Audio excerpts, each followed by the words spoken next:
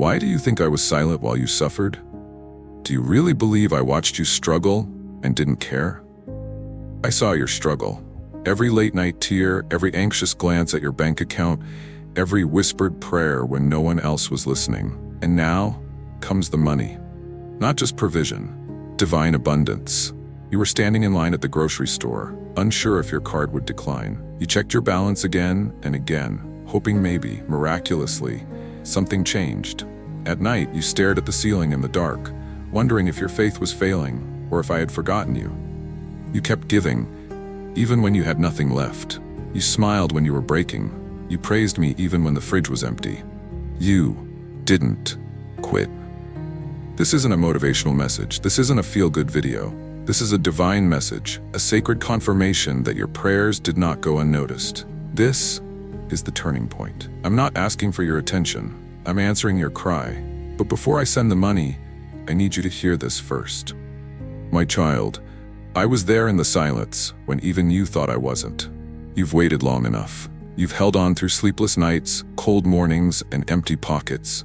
But let me take you back to where this breakthrough truly began. Not with a blessing, but with your breaking. I want you to know something sacred. Your struggle was never hidden from me. You may have cried into your pillow, thinking no one saw, but I saw. You may have worked long hours only to watch your money vanish, thinking, is this all there is? But I counted every dollar. I counted every tear. I never turned my face away. I was shaping something eternal in the shadows. Your struggle was not punishment. It was preparation. Remember the widow in Zarephath? She had only a handful of flour and a little oil. She was preparing her final meal, believing death was next. But in that very moment, that darkest moment, I sent my prophet to her door. Not with charity, but with instruction. She gave what little she had, and because of that, her jar never ran dry. You too stood in that place, almost empty, but not quite. And just like her, you are on the verge of supernatural overflow. Never believe that your suffering went unseen. When you cried, heaven echoed. When you labored, angels took notes. When you were quiet, I was closest. Because I do my deepest work in the darkest places. Now that you know I saw it all, let me show you the moment your prayers shook heaven. When you thought I wasn't listening, I was rearranging heaven to answer you. You now understand. I saw you in your lowest moment, but seeing is only the beginning. I didn't just watch, I moved. And it all began when you prayed, not with perfect words, but with raw desperation. Do you remember that night when you whispered, God, I can't do this anymore? That moment wasn't weakness, it was power. You think your prayer was small, but in the spirit realm, it created a tremor, because your words didn't come from your mouth, they came from your soul. And when a soul cries out in faith, heaven must respond. The gates opened, the angels stood ready, and I said, now, begin the blessing. Think of Hannah, barren, mocked, weeping in the temple. Her lips moved, but her voice was silent. Everyone thought she was crazy, even the priest, but I heard her. That quiet, trembling, tear-soaked prayer became the womb of a prophet. And just like Hannah, you have prayed something into existence. It's coming, and it's holy. Never underestimate your own voice. You think prayers only matter when they're loud, poetic, or confident. But I look at the posture of your heart, not the perfection of your words. And your heart was fully surrendered. That's what moved me. That's what shook heaven. Now you know I heard you, but next, I'll show you why I waited. Because I never test your worth, only your faith. Every tear that fell from your eyes, I caught it. Every one. You've now seen how your prayer shook heaven. But even before your words reached me, your tears did. I do not ignore the weeping of the faithful. I record it. Every tear is a seed of breakthrough. I want you to know something sacred. You never cried alone. Not once. When you wept out of fear for your children, I was there. When you cried because the bills outnumbered your strength, I saw. When you wiped your eyes and smiled anyway, I took note. The world may not count your tears, but I do. And in my kingdom, what is counted is never wasted. I bottle your tears as a holy offering, and I respond not with pity, but with power. Think of King David. He was chased, slandered, forgotten, and yet he poured out his soul to me in the Psalms. He said, you have collected all my tears in your bottle. You have recorded each one in your book. Psalm 56:8. And what happened to him? I turned his pain into praise. His hiding place became a throne. So too, your weeping has written a prophecy, and the crown is coming. You must never believe that pain disqualifies you. In my eyes, your brokenness is beautiful, because it shows me your heart. Your tears have watered the soil. Now, the harvest is due. But before I bless you, let me show you why I waited. You weren't being punished. You were being prepared. You thought I was withholding from you, but I was strengthening you. I counted every tear, yes, but I also watched what you did while you wept. You kept giving. You kept praying. You kept believing, even when there was no sign. And that, my child, is where the breakthrough began. I never questioned your value. You've always been worthy of blessing. But faith, real, unshakable faith, must be refined in fire. Not because I delight in watching you struggle, but because I'm preparing you to carry more than you can imagine. If I had given you the money too early, it might have broken you. But now, you're strong enough to build with it, to steward it, to bless others through it. I wasn't testing if you were lovable. I was proving that your faith had roots. Think of Abraham. I gave him a promise that he would be the father of nations.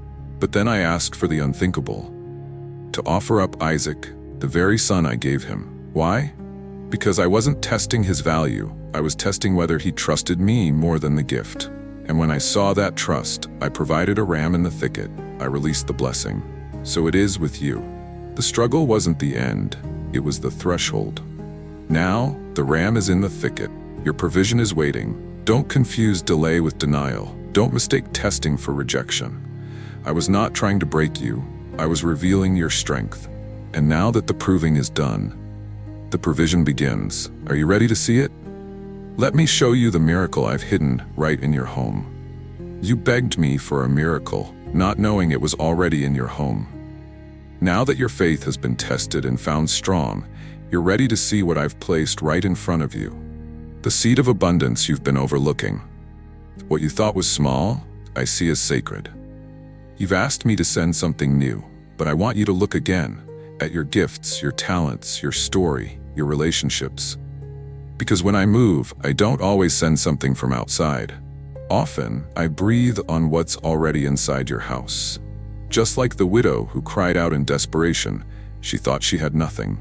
But when my prophet asked, "What do you have in your house?" she said, "Only a jar of oil." Ah, but in my hands only becomes more than enough. That oil didn't just flow, it overflowed. Not because she had more, but because she had faith to pour. Look at what I've already given you. The idea you keep brushing off. The small business that's barely surviving. The connection you think is too simple. You think you're missing something big, but I've hidden your provision in something familiar. The oil is already there, but it won't multiply until you move. Stop saying, "God, I have nothing," because I never leave my children empty-handed. I want to show you what I can do with the little you think isn't enough. Miracles don't begin with excess, they begin with obedience. So today, I ask you, what do you have in your house? Will you trust me enough to pour it out? Because when you do, I will send signs, and you'll realize I've been speaking to you all along. You asked me to speak, but I already had. You've begun to see the miracle isn't far away, it's already near, already forming. But even before this moment, I was whispering to you through people, places, moments you didn't recognize at the time. You kept waiting for a loud voice, for lightning from heaven. But I don't always shout, I leave signs. Subtle, sacred, strategic. That unexpected phone call, that delay you thought was bad luck. That stranger who gave you just enough to get through one more day. That was me. You've been walking among miracles, not knowing you were standing on holy ground. Because I guide not just through open doors, but through divine nudges, whispers, patterns, coincidences that aren't coincidences at all. Think of Elijah. After his greatest victory, he fled in fear, depressed, alone, hiding in a cave. He wanted me to speak. There was wind, but I wasn't in it. An earthquake, but I wasn't there. Fire, still no voice. Then came a gentle whisper, and in that stillness, he heard me. And so have you, though you didn't always realize it. Don't overlook the divine just because it's disguised as ordinary. I've been sending you signs, not just to comfort you, but to prepare you. The money I'm sending, it's connected to the doors I've already cracked open. Walk through them, and when you do, you'll realize something deeper. You're not just hoping for a blessing, you're finally ready to receive it. You've been asking me to release it, but now finally, you're prepared to receive it. You've seen the signs, the subtle signals I placed in your path, but signs alone don't release the blessing. Readiness does. And now, after all the tears, the tests, and the time, you're ready. There was a time you would have wasted what I'm about to give you. There was a time when money would have magnified your fear, not your faith. But now, you've changed. You've grown. You've surrendered. You've begun to see wealth not as something to chase, but as something to steward. And because you've been faithful with little, I can now trust you with more. You're not just praying with desperation anymore. You're praying with expectation. That's the shift that unlocks the gates of abundance. Look at Joseph. He was sold into slavery, falsely accused, imprisoned. But when Pharaoh called for someone to interpret the dream, he didn't panic. He didn't beg for freedom. He stepped into the moment with confidence. He was ready. And because of that readiness, I elevated him from the prison to the palace, from forgotten to favored. That same readiness is rising in you now. Being ready doesn't mean you have no fear. It means you have more faith than fear. It means your heart is no longer closed by lack, but open in trust. I don't just want you to receive wealth, I want you to carry it well. And now, I can see that you will. So I ask you now, are you ready for the blessing to overflow? Because what I'm about to release is more than you asked for. You asked for just enough to get by, but I'm sending more than enough to bless others. Now that you're truly ready, not just in need, but in alignment, I can release the kind of blessing that doesn't stop with you. This next move of mine isn't a trickle, it's a flood. I am not the God of barely enough. I am the God of overflow. When I provide, I don't just meet your need, I exceed it. Not so you can boast, not so you can hoard, but so you can become a vessel of provision in someone else's story.